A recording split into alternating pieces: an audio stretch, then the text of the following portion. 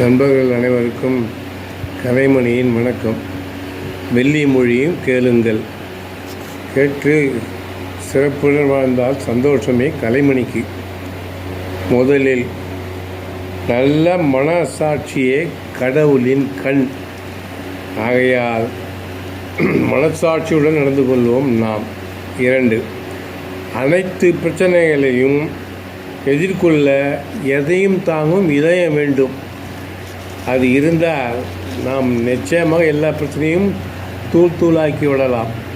3, நோயற்ற வாழ்வே குறைவற்ற செல்வம்.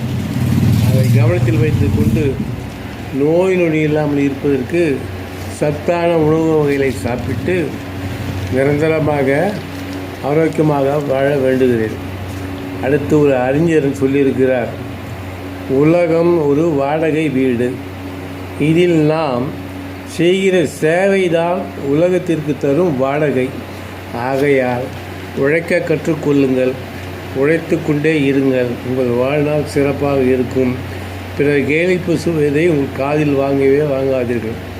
கவனத்தில் வைத்துக்கொண்டு சிறப்புடன் செயல்பட்டால் நம் வாழ்வு, உங்கள் வாழ்வு, எல்லார் வாழும் சிறக்கும். வணக்கம் கலைமணி.